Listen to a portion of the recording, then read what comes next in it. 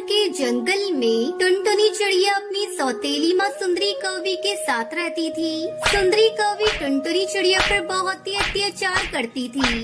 सुबह होते ही वो टुनटुनी चिड़िया पर चिल्लाने लगती। टुनटुनी, सुबह के 7 बज गए हैं, तू कब तक सोती रहेगी? जा जंगल से लकड़ियाँ लेकर आ, फिर उस पर भोजन बना। अगर जरा भी देर हुई तो तेरी खाल खींच लूंगी। बस माँ, भी जा रही हूँ। अच्छा, एक काम कर दे, जाने से पहले मुझे 1 कप चाय बनाकर पिला दे। ठीक है माँ, मैं अभी चाय बनाकर लाती हूँ। टुनटुनी चिड़िया चाय बनाकर देती है और लकड़ी लेने जंगल चली जाती है। काफी ढूंढने पर भी टुनटुनी चिड़िया को जब लकड़ियाँ नहीं मिलती तब वो रोने लगती है।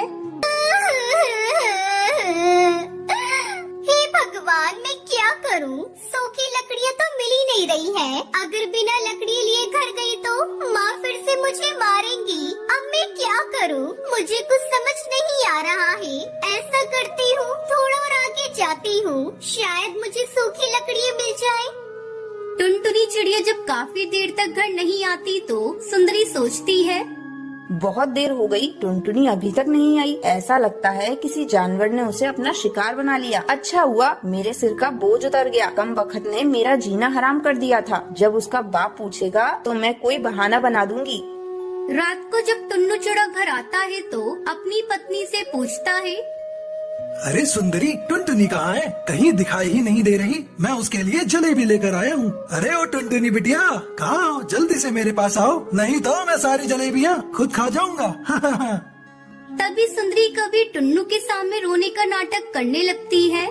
क्या बताऊं जी, सुबह लकड़ियां लाने जंगल गई थी। मेरी तबीयत थोड़ी खराब थी, इसलिए उसने जिद करके जंगल जाने को कहा और अभी तक जंगल से वापस नहीं लौटी। शायद किसी जानवर ने उसे अपना शिकार बना लिया। भगवान उसकी आत्मा को शांति दे। मेरी बच्ची, मैं तेरी माँ को क्या जवाब दूंगा? मैं तेरा ध्यान भी नहीं रख पाया। हो सके तो मुझे माफ कर देना। उधर टुनटुनी चिड़िया लकड़ियाँ ढूंढते ढूंढते बहुत दूर निकल जाती है और उसे भूख लग जाती है। थोड़ी दूर जाने पर टुनटुनी को एक कबूतरी दिखाई देती है जो बर्गर बेच रही होती है। बर्गर ले लो, बर्गर, ताज़ा ताज़ा बर्गर ले लो। बहुत ही स्वादिष्ट बर्गर है और सस्ते भी। एक बार खाओगे तो बार बार आओगे। आओ पक्षियों, स्वादिष्ट बर्गर खाओ। टुनटुनी चिड़िया बर्गर वाली की दुकान पर जाती है।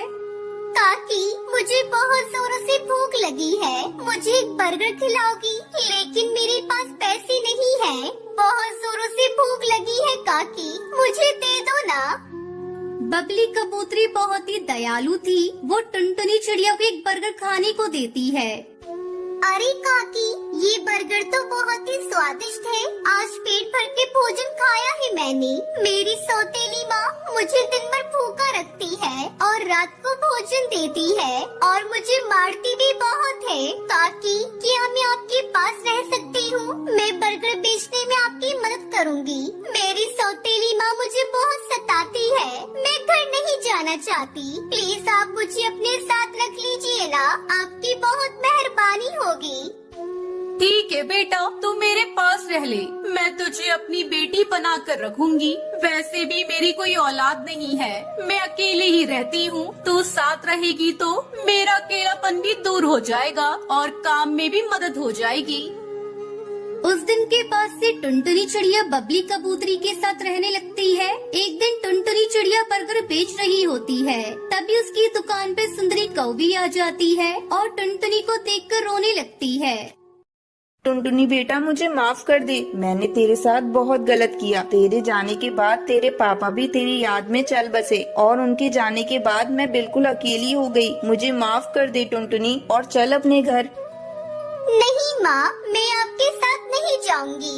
मैं अपनी काकी के साथ ही रहूंगी। उन्होंने मेरे बुरे वक्त में बहुत साथ दिया, मुझे सगी माँ से भी बढ़कर प्यार दिया। मैं अपनी काकी माँ को छोड़कर कहीं नहीं जाऊंगी। अब तुम चली जाओ यहाँ से। सुंदरी कौवी उदास मन से वहाँ से चली जाती है। इस तरह टुनटुनी चिड़िया बबली कबूतरी के साथ खुशी खुशी रहने लगती है और उसके साथ बर्गर बेचने लगती है।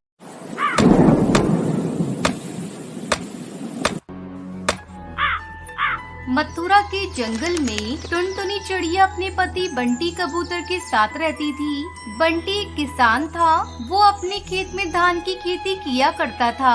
एक दिन वो घर आकर टुनटुनी से कहता है, अरे भाग्यवान, ये लो धान के बिक्री के पैसे, इन्हें जरा ध्यान से खर्च करना। पूरा साल इन्हीं पैसों से घर खर्च चलाना है। अजी सुनते हो जी, आप इतनी मेहनत करते हैं फिर भी गरीबी हमारा पीछा ही नहीं छोड़ती। कल कालू कौवे की पत्नी आई थी। वो कह रही थी कि कालू ने धान की फसल काटने के बाद अपने खेत में मटर की फसल लगाई है। वैसे अपना भी खेत अब तो खाली ही पड़ा है। तुम अपने खेत में किसी सब्जी की खेती क्यों नहीं करते? ऐसा करो, तुम अपने खेत में बैंगन की फसल लगा दो।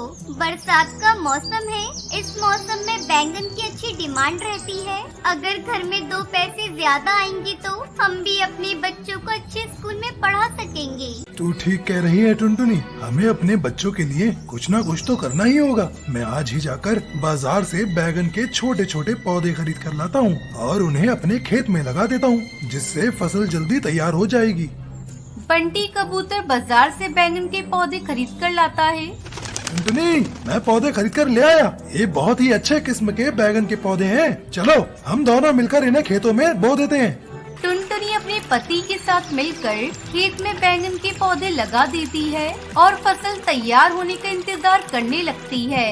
एक दिन टुनटुनी अपने पति से कहती है, सुनते हो जी, पौधों को लगाए हुए 15 दिन हो गए हैं। जाकर उन्हें खाद पानी दे दो। मुझे किसी काम से बाहर जाना है। ऐसा करो, तुम ही खेत पर जाकर खाद पानी डाल देना। टुनटुनी अपने खेत पर जाती है। अरे ये क्या? यहाँ तो बहुत सारे छोटे छोटे घास फूस उग आए हैं। इससे तो हमारी बैंगन की फसल खराब हो जाएगी। पास वाले खेत में रसीली तोती काम कर रही थी। जब वो टुनटुनी को देखती है तो उसके पास आती है। अरे टुनटुनी, तुम्हारे खेत में तो बैगन के पौधे बहुत अच्छे से उगे हैं, लेकिन इन पौधों के आसपास बहुत सारे घास फूस उगाए हैं। इन्हें तू साफ कर दे, तब तेरी फसल और अच्छी होगी। हाँ रसीली बहन, पहले मैं इन्हें साफ कर देती हूँ, फिर खाद पानी डालूंगी, वरना सारी मेहनत बर्बाद हो जाएगी। टुनटुनी सारे घास फूस को साफ करके खाद और पानी डालती है। इस तरह कुछ दिन बीत जाते हैं और बैंगन की फसल तैयार हो जाती है। बंटी कबूतर बैंगन की फसल देखकर बहुत खुश था। टुनटुनी, अपने खेत में ये बैगन की फसल कितनी सुंदर दिखाई दे रही है। मैं जल्दी इन्हें तोड़कर बाजार में बेच दूंगा। 2 दिन बाद वो अपने खेत में बैंगन की फसल को तोड़ने के लिए पहुंचते हैं और सारी फसल को तोड़कर बाजार में बेच देते हैं, जिससे उन्हें अच्छी आमदनी होती है। ये देखकर कालू कौवे की पत्नी टुनटुनी से जलने लगते हैं। देख रहे हो कालू, ये बंटी अपने खेत में बैगन की फसल लगाकर अच्छे पैसे कमा रहा है। तुम भी अपने खेत में बैगन की फसल लगा दो और थोड़ा ज्यादा खाद डाल देना, ताकि फसल जल्दी तैयार हो जाए। कालू कौवा ऐसा ही करता है। वो अपने खेत में जल्दी फसल तैयार करने के लिए बहुत सारा खाद डाल देता है, जिससे उसके सारे बैंगन के पौधे खराब हो जाते हैं। साथ में उसका खेत भी बंजर हो जाता है। इधर बंटी और टुनटुनी खुशी खुशी बैंगन की खेती करके अपनी जिंदगी बिताने लगते हैं।